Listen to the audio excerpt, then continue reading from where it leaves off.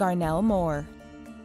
It's very odd for someone to vanish without a lead or trace. In the case of Garnell Moore, that's exactly what happened. Moore spent his life under the care of various family members. In 2005, an aunt caring for the boy reportedly decided she couldn't care for him anymore and left him on the steps of a child services building in Baltimore. When police looked into it, they found the location was made up, but have no evidence to prove or tie anyone to anything illegal involving Garnell's disappearance.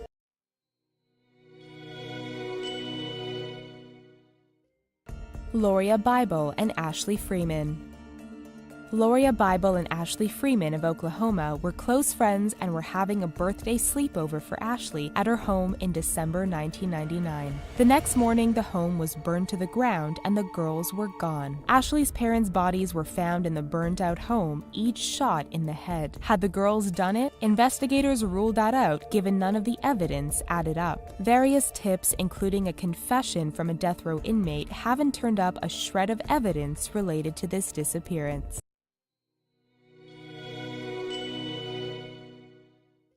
Stephen Koecher. The disappearance of Stephen Koecher is a mystery that's had a lot of speculation over the years, but researchers are still no closer to knowing what happened to him since the day he vanished. Stephen was 30 years old at the time and living in St. George, Utah. He was a devoted churchgoer and had never been in any trouble, but he was, however, unemployed and struggling to find work, which was causing him to fall behind on rent. Then, on the 13th of December 2009, he drove his car to Nevada, parked it randomly in a cul-de-sac in a wealthy retirement community in the town of Henderson, and has never been seen since. When police started their investigation, they found out that en route to Nevada, Stephen had tried visiting a female friend who was out at the time, and had also made several phone calls to church members during his journey, but gave no reason for his spontaneous road trip.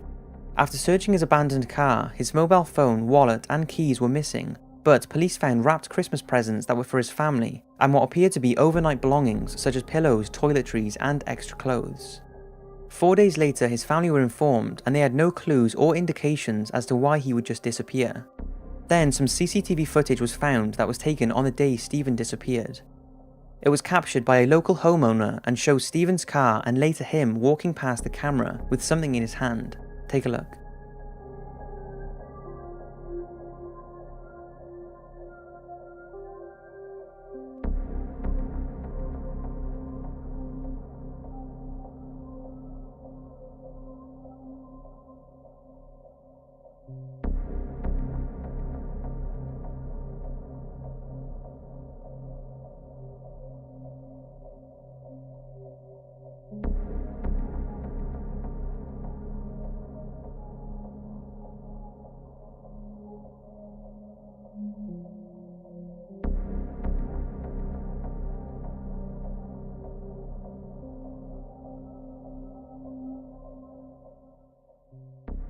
There has been some speculation that the man caught on CCTV is not Stephen, but his family are confident that it is.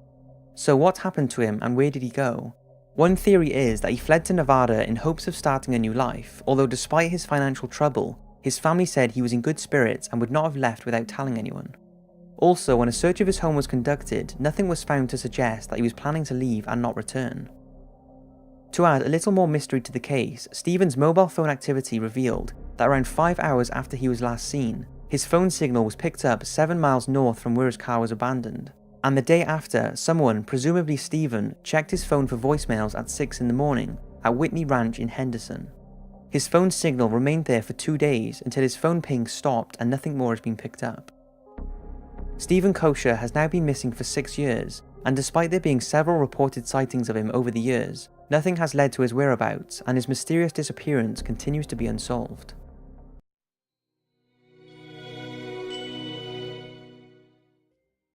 "24-year-old Jennifer Cassie was a bright young woman who had everything to live for. She had just returned home from a holiday with her boyfriend, had moved into a new apartment, and had just been promoted at work. So when she disappeared without a trace and some mysterious CCTV footage was released, her family were convinced someone had abducted her. Jennifer was last seen at around 6 PM on the 23rd of January 2006, when she finished work at Westgate Resorts in Ocoee, Florida. She kept in regular contact with her family and boyfriend that evening and made several calls, the last being at around 10 PM to her boyfriend. The next morning, Jennifer did not call or text her boyfriend like she did every morning, and when she didn't arrive at work and her phone kept going to voicemail, people started to get concerned. Her parents were informed and they drove 2 hours from their home to their daughter's apartment to see if she was okay. When they arrived, her car was gone and the inside of her apartment was untouched. There was no sign of forced entry and was evidence that she had been there that morning, as a towel was wet and her clothes were laid out ready for work, suggesting she was either picking the right clothes to wear that morning by laying them out, or that something happened before she had a chance to get changed for work. The police initially thought that she had had a fight with her boyfriend and would turn up later on, but after ruling that out, a search was conducted. A canine unit tracked her scent from the apartment to the parking lot, suggesting she went missing as she was leaving for work. Then a major piece of evidence came up. After seeing Jennifer's car on the news, a resident of a nearby complex contacted police and said a car matching the description of Jennifer's had been parked outside for several days. The car was in fact Jennifer's and is believed to have been wiped down before being left, as only a small fibre of DNA and a lateral print was found inside. The police then checked the surveillance footage of that area and it shows a person parking the car and walking away. The CCTV camera only took a shot every 3 seconds, and it's a complete fluke that the person of interest's face is hidden in both the shots.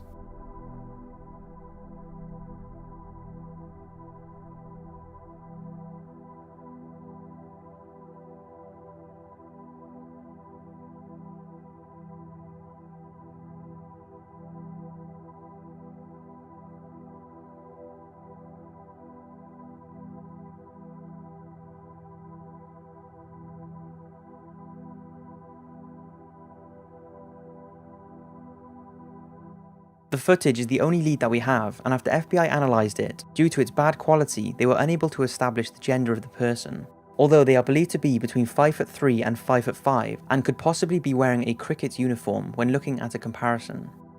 The footage was enough to convince Jennifer's family and the police that foul play was involved, but no more information has been gathered. Jennifer's family have and never will give up their search, and are pleading with the public for information to help them solve the case. If you have any information or a liable theory, then there are details in the description of how you can help out.